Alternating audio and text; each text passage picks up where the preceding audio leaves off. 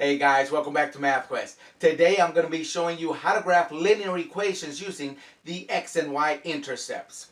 The x-intercept is simply where the graph crosses the x-axis. And the y-intercept is where the graph crosses the y-axis, right? So before we can graph them though, we need to find the x and y intercepts. So if you forgot how to do that, don't worry about it, because I'm about to show you how to do that too, okay? So stick around. Come on. Alright, so let's take a look at this equation here. This is a linear equation. If you can see, it's written in standard form. I don't have to rewrite it. Simply, I just have to solve for x and y. Those will be my x and y intercepts. So, easily enough, let's get rid of this negative 4y. So what we're going to do is right here, for this y, we're going to make it equal to 0. Therefore, we'll have x minus 4 times 0 equals 8. Obviously, you know this whole thing equals 0. Therefore, x equals 8. That is my x-intercept. So therefore, my x-intercept as an ordered pair would be 8, 0. Once again, here's my equation. Again, my original equation. And I'm going to now solve for y, my y-axis. So therefore, this x now, I will replace it with 0, substitute it with 0. So therefore, if that's 0, all I have left is negative 4y equals 8. How do we solve for this? Well, notice it's 4 times y, so we're going to divide both sides by negative 4. That simplifies y equals negative 2.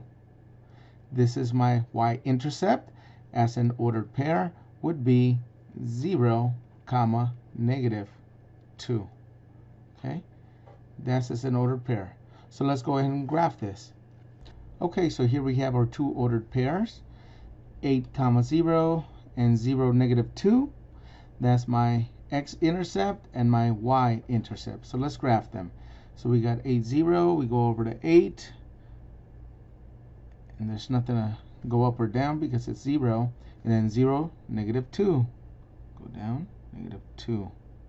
Now that I have my two intercepts, I can go ahead and graph them.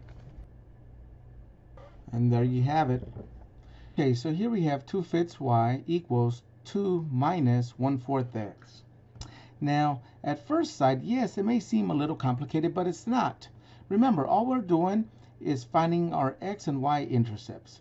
So, let's go ahead and make x right here equal to 0.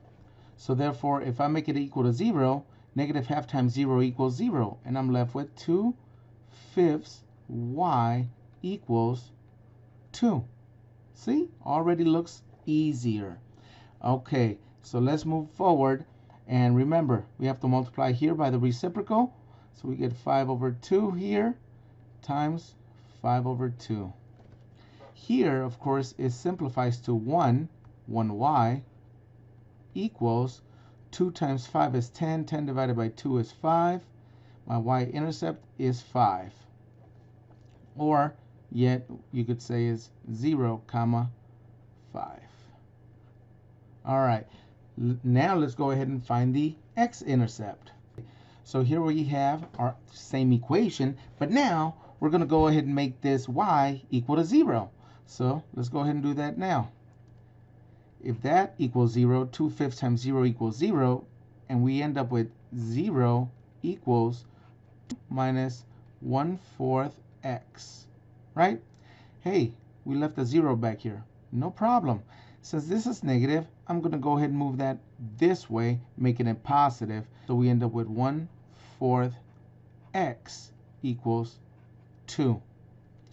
Now, from here, we do what we did the last time, which is multiplying by the reciprocal, which is simply 4.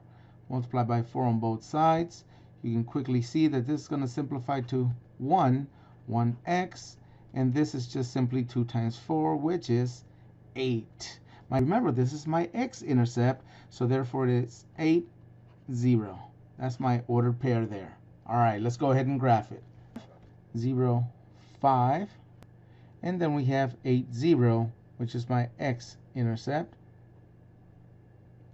So there you have the x and the y-intercept. So let's go ahead and finish graphing it from here. Now, right here, I'm only able to create this line. It should go straight this way.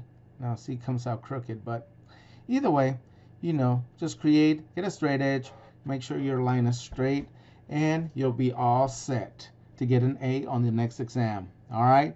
Thank you for coming to Qwest, and I'll see you next time.